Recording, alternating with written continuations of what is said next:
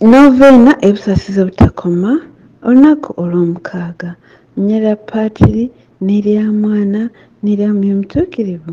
Amiina. Olwaleero ndeetera emyoyo emikakkamu era emyetoowaze n'egy'abaana abato. Oginyike mu busaasizi bwange. Emyoyo egyo gye gisinga okunfaanana mu mutima. Gy'anyumya nga ndi mu kubonaabona kwange okuyitirivu ennyo.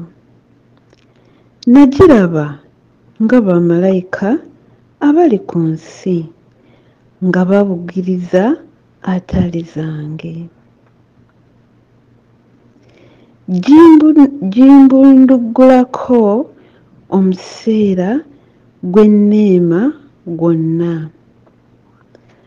Omwoyo omwetoowaze gwokka gwe gusobola okufuna enneema zange. Emyoyo emyetoowaze giwa okunneesiga. Ayi Yezu asingira ddala okuba omusaasizi, gwe wennyini wagamba nti munjigireko kubanga ndi mukkakkamu era mwetoowaze mu mwoyo. Emyoyo gyonna emikkakkamu era emyetoowaze era n'emyoyo gy'abaana abato gyanirize mu kisiro ky'omutima gwo ogusingira ddala okuba omusaasizi. Emyoyo egyo gireetera bannaggulu bonna okujaganya era miganzi nnyo eri Kitaffe mu ggulu. Gyo kijjulo kye, kawoowo kennyini mu maaso ga Nnamulondo ya Katonda. Katonda yennyini asiima akawoowo kaagyo. Emyoyo egyo girina ekifo ekyenkalakkalira mu mutima gwo okusingira ddala okuba omusaasizi. Ayi Yezu, era giyimba obutaweera oluyimba olw'okwagala n'obusaasizi. Ayi Kitaffe ataggwaawo, tunuliza ekisa emyoyo emikakkamu era emyetoowaze n'emyoyo gy'abaana abato egibikkiddwa mu mutima gwa Yezu okusingira ddala okuba omusaasizi. Emyoyo egyo gye gisingira ddala okufaanana omwana wo. Akawoowo kaagyo kava ku nsi ne katuuka ku Nnamulondo ye yennyini. Ayi Kitaffe w'obusaasizi n'obulungi bwonna, nkusaba olw'okwagala kweyagalamu emyoyo egyo n'engeri gye gikusanyusaamu, owe omukisa ensi yonna. Emyoyo egyo awamu gisobole okuyimba nga gitendereza obusaasizi bwo emirembe n'emirembe. Amiina. Ayi Yezu waffa, n'ensi y'obulamu neefumbuka okugasa emyoyo, n'ennyanja y'obusaasizi neggulirwawo ensi yonna. Ayi oluzzi lw'obulamu, ekisa kya Katonda ekitakoma, wambaatira ensi yonna weemaliremu ddala, otubunduguleko ebirungi byo. Ayi omusaayi n'amazzi ebyafumbukuka nga biva mu mutima gwa Yezu ng'ensolo mu tubiri obusaasizi, nkwesiga emirundi 3. Ayi omusaayi n'amazzi ebyafumbukuka nga biva mu mutima gwa Yezu ng'ensolo omutubiri obusaasizi, nkwesiga. Ayi omusaayi n'amazzi ebyafumbukuka nga biva mu mutima gwa Yezu ng'ensolo omutubiri obusaasizi, nkwesiga. ku mpeka essatu eza Mirembe Maria esooka tusoma ku emu Kitaffe ali mu ggulu, Mirembe Maria emu, neezikiza Katonda omulundi gumu gumu. Kitaffe ali mu ggulu erinnya littiibwa, obwakabaka bw'obuggye, byagala bikolebwe mu nsi nga bikolebwa mu ggulu. Tuwa emmere yaffe eya buli lunaku, otusonyiwe ebibi byaffe nga naffe tusonyiwa abatukola obubi, totutwala mu kukemebwa naye tulokole mu bubi. Amiina. Mirembe Maria, ojjudde enneema, Omukama ali naawe, oba omukisa mu bakazi bonna, neeza omwana w'endaayo naye wa mukisa. Maria omutuukirivu na Katonda, otusaabire ffe aboonoonyi, kaakano mu kaseera ak'okufa kwaffe. Amiina. Nzikiriza Katonda Patri, aminza buli kantu, omutonzi w'eggulu n'ensi, ne Yezu Kristo omwana ali omu yekka, ye Mukama waffe, yali mu lubuto ku bwa Mwoyo Omutuukirivu, n'azaalibwa Bikira Maria, n'abonaabona ku mirembe gya Ponsiyo Piraato, n'akomererwa ku musaalaba, n'afa, n'aziikibwa, n'akka emagombe, olunaku olwokusatu n'azuukira mu bafu, n'alinnya mu ggulu, atudde ku ddyo ogwa Katonda Patri omulinzi wa buli kantu, alidda okulamula abantu abalamu n'abafu, obwakabaka bwe tebuliggwaawo. Nzikiriza Mwoyo Omutuukirivu n'Eklezia Katolika Omutukuvu, n'okussa ekimu kw'abatuukirivu, n'ekisonyiwo eky'ebibi, n'okuzuukira okw'emibiri, n'obulamu obutaggwaawo. Amiina. Ku mpeke eya Kitaffe ali mu ggulu tusomawo essaala eno. Ayi Kitaffe ataggwaawo, nkuweereza omubiri n'omusaayi, omwoyo n'obwakatonda bw'omwana wo omwagalwa ennyo, Mukama waffe Yezu Kristo, okuddaabiriza olw'ebibi byaffe era n'eby'ensi yonna. Ku Mirembe Maria 10, empeka ezo ze tusomerako Mirembe Maria 10, tusomerako essaala eno era naye tugisoma mirundi egyo gyennyini. Olw'okubeera okubonaabona okuyitirivu ennyo okwa Yezu, tukwatirwe ekisa awamu n'ensi yonna. Olw'okubeera okubonaabona okuyitirivu ennyo okwa Yezu, tukwatirwe ekisa awamu n'ensi yonna. Olw'okubeera okubonaabona okuyitirivu ennyo okwa Yezu, olw'okubeera okubonaabona okuyitirivu ennyo okwa Yezu, tukwatirwe ekisa awamu n'ensi yonna. Olw'okubeera okubonaabona okuyitirivu ennyo okwa Yezu, tukwatirwe ekisa awamu n'ensi yonna.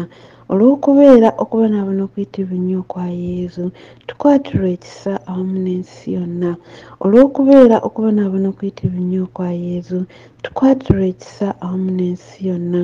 Olw'okubeera okubonaabona okuyitirivu ennyo okwa Yezu, tukwatirwe ekisa awamu n'ensi yonna. Olw'okubeera okubonaabona okuyitirivu ennyo okwa Yezu, tukwatirwe ekisa awamu n'ensi yonna. Olw'okubeera okubonaabona okuyitirivu ennyo okwa Yezu, tukwatirwe ekisa awamu n'ensi yonna. Olw'okubeera okubonaabona okuyitirivu ennyo okwa Yezu, tukwatirwe ekisa awamu n'ensi yonna. Ayi Kitaffe ataggwaawo, tukuweereza omubiri n'omusaayi, omwoyo n'obwakatonda bw'omwana wo omwagalwa ennyo, Mukama Yezu Kristo, okuddaabiriza olw'ebibi byaffe awamu n'eby'ensi yonna. Olw'okubeera okubonaabona okuyitirivu ennyo okwa Yezu, tukwatirwe ekisa awamu n'ensi yonna. Olw'okubeera okubonaabona okuyitirivu ennyo okwa Yezu, tukwatirwe ekisa awamu n'ensi yonna. Olw'okubeera okubonaabona okuyitirivu ennyo okwa Yezu, tukwatirwe ekisa awamu n'ensi yonna. Olw'okubeera okubonaabona okuyitirivu ennyo okwa Yezu, tukwatirwe ekisa awamu n'ensi yonna. Olw'okubeera okubonaabona okuyitirivu ennyo okwa Yezu, tukwatirwe ekisa awamu n'ensi yonna. Olw'okubeera okubonaabona okuyitirivu ennyo okwa Yezu, tukwatirwe ekisa awamu n'ensi yonna. Olw'okubeera okubonaabona okuyitirivu ennyo okwa Yezu, tukwatirwe ekisa awamu n'ensi yonna. Olw'okubeera okubonaabona okuyitirivu ennyo okwa Yezu, tukwatirwe ekisa awamu n'ensi yonna. Olw'okubeera okubonaabona okuyitirivu ennyo okwa Yezu, tukwatirwe ekisa n'ensi yonna olw'okubeera bonaabona okuyitibwa ennyo kwa yezu tukwatira ekisa amu n'ensi yonna. Ayi kitaffe ataggwaawo tukuweereza omubiri n'omusaayi omwoyo n'obwakatonda bw'omwana wo omwagalwa ennyo mukama waffe yezu kristo okuddaabiriza olw'ebibi byaffe wamu n'ebibi by'ensi yonna. Olw'okubeera kwonaabona okuyitibwa ennyo kwa yezu tukwatira ekisa wamu n'ensi yonna. Olw'okubeera okwonaabona okuyitibwa ennyo kwa yezu tukwatira ekisa wamu n'ensi yonna.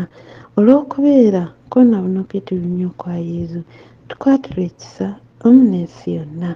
Olw'okubeera okubonaabona okuyitibwa ennyo kwa yezu tukwatira ekisa wamu n'ensi yonna. Olw'okubeera okubonaabona okuyitibwa ennyo kwa yezu tukwatira ekisa wamu n'ensi yonna. Olw'okubeera okubonaabona okuyitibwa ennyo kwa yezu tukwatira ekisa wamu n'ensi yonna. Olw'okubeera okwonaabona okuyitibwa ennyo kwa yezu tukwatira ekisa wamu n'ensi yonna. Olw'okubeera okwonaabona okuyitibwa ennyo kwa yezu tukwatira ekisa wamu n'ensi yonna. Olw'okubeera okwonaabona okuyitibwa ennyo kwa yezu tukwatira ekisa wamu n'ensi yonna. Olw'okubeera okwonaabona okuyitibwa ennyo kwa yezu tukwatira ekisa wamu n'ensi yonna. Ayi kitaffe ataggwaawo tukuweereza omubiri n'omusaayi omwoyo n'obwakatonda by'omwana wo omwagalwa ennyo mukama waffe yezu kristo okuddaabiriza olw'ebibi byaffe awamu n'eby'ensi yonna. Olw'okubeera kwonaabona okuyitibwa ennyo kwa yezu tukwatira ekisa wamu n'ensi yonna. Olw'okubeera okwonaabona okuyitibwa ennyo kwa yezu tukwatira ekisa wamu n'ensi yonna. Olw'okubeera kwonaabona okuyitibwa ennyo kwa yezu tukwatira ekisa wamu n'ensi yonna. Olw'okubeera kwonaabona okuyitibwa ennyo kwa yezu tukwatira ekisa wamu n'ensi yonna. Olw'okubeera kwonaabona okuyitibwa ennyo kwa yezu tukwatira ekisa wamu n'ensi yonna. Olw'okubeera okubonaabona okuyitibwa ennyo kwa yezu tukwatira ekisa wamu n'ensi yonna. Olw'okubeera kwonaabona okuyitibwa ennyo kwa yezu tukwatira ekisa wamu n'ensi yonna. Olw'okubeera okubonaabona okuyitibwa ennyo kwa yezu tukwatira ekisa wamu n'ensi yonna. Olw'okubeera kwonaabona okuyitibwa ennyo kwa yezu tukwatira ekisa wamu n'ensi yonna. Olw'okubeera okubonaabona okuyitibwa ennyo kwa yezu tukwatira ekisa wamu n'ensi yonna. Ayi kitaffe ataggwaawo tukuweereza omubiri n'omusaayi omwoyo n'obwakatonda bw'omwana wo omwagalwa ennyo mukama waffe yezu kristo okuddaabiriza olw'ebibi byaffe wamu n'eby'ensi yonna. Olw'okubeera okubonaabona okuyitibwa ennyo kwa yezu tukwatira ekisa amu n'ensi yonna. Olw'okubeera okubonaabona okuyitibwa ennyo kwa yezu tukwatira ekisa wamu n'ensi yonna. Olw'okubeera okubonaabona okuyitibwa ennyo kwa yezu tukwatira ekisa wamu n'ensi yonna. Olw'okubeera okubonaabona okuyitibwa ennyo kwa yezu tukwatira ekisa wamu n'ensi yonna. Olw'okubeera okwonaabona okuyitibwa ennyo kwa yezu tukwatira ekisa wamu n'ensi yonna. Olw'okubeera okwonaabona okuyitibwa ennyo kwa yezu tukwatira ekisa wamu n'ensi yonna. Olw'okubeera okwonaabona okuyitibwa ennyo kwa yezu tukwatira ekisa wamu n'ensi yonna. Olw'okubeera okwonaabona okuyitibwa ennyo kwa yezu tukwatira ekisa wamu n'ensi yonna. Olw'okubeera okwonaabona okuyitibwa ennyo kwa yezu tukwatira ekisa wamu n'ensi yonna. Olw'okubeera okubonaabona okuyitibwa ennyo kwa yezu tukwatira ekisa awamu n'ensi yonna. Ng'omaliriza osoma Ayi Katonda, osoma essaala eno emirundi 3. Ayi Katonda omutuukirivu, ayi nannyini buyinza omutuukirivu, ayi ggwe ataggwaawo omutuukirivu, tukwatirwe ekisa otusaasire wamu n'ensi yonna. Ayi Katonda omutuukirivu, ayi nannyini buyinza omutuukirivu, ayi ggwe ataggwaawo omutuukirivu, tukwatirwe ekisa otusaasire wamu n'ensi yonna. Ayi Katonda omutuukirivu, ayi nannyini buyinza omutuukirivu, ayi ggwe ataggwaawo omutuukirivu, tukwatirwe ekisa otusaasire wamu n'ensi yonna. Yezu nkwesiga, Yezu nkwesiga, Yezu nkwesiga. Amiina. Amatendo ag'obusaasizi bwa Katonda obutakoma. Okwagala kwa Katonda kimuli, obusaasizi kye kibala. Buli muntu abuusabuusa asome ebyamagero by'obusaasizi bwa Katonda alyoke akkirize. Obusaasizi bwa Katonda obukulukuta nga buva mu kitiibwa kya Katonda Kitaffe nkwesiga. Obusaasizi bwa Katonda, ekyamagero kya Katonda ekitakoma nkwesiga. Obusaasizi bwa Katonda, ekyamagero ekitategeerekeka nkwesiga. Obusaasizi bwa Katonda, ensulo efumbukuka okuva mu kyamagero kya Trinita omutuukirivu ennyo nkwesiga. Obusaasizi bwa Katonda, ekyamagero ekitategeerekeka magezi g'abantu oba bamalayika nkwesiga. Obusaasizi bwa Katonda, oluzzi omutuviira obulamu bwonna n'essanyu nkwesiga. Obusaasizi bwa Katonda obulungi okusinga eggulu nkwesiga. Obusaasizi bwa Katonda, ensibuko y'ebyewuunyo n'ebyewuunyizibwa nkwesiga. Obusaasizi bwa Katonda obubugiriza ensi yonna nkwesiga. Obusaasizi bwa Katonda obukkirira ku nsi mu kigambo eyeefuula omuntu nkwesiga. Obusaasizi bwa Katonda obukulukuta okuva mu kiwundu ekiggule ky'omutima gwa Yezu nkwesiga. Obusaasizi bwa Katonda obutuviira mu mutima gwa Yezu naddala aboonoonyi nkwesiga. Obusaasizi bwa Katonda, ekyamagero ekirabikira mu kussaawo ositiya entukuvu nkwesiga.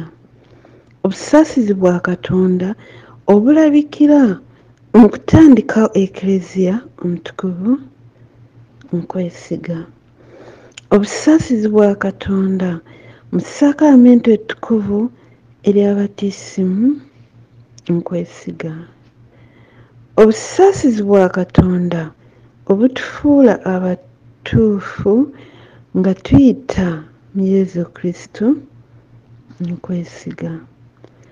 Obusaasizi bwa Katonda obubeera bwaffe, obulamu bwaffe bwonna nkwesiga.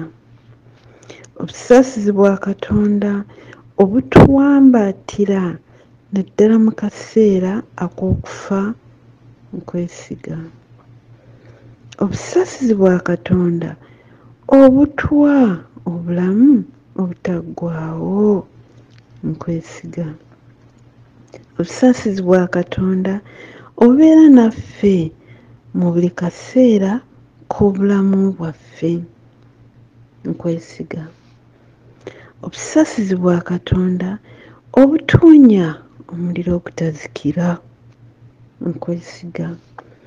Obusaasizi bwa Katonda mu kukyusa aboonoonyi abakakanyavu nkwesiga.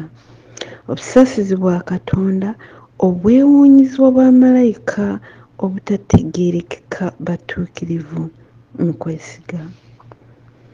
Obusasizi bwa Katonda obujjudde mu byewuunyo bya Katonda byonna mu kwesiga.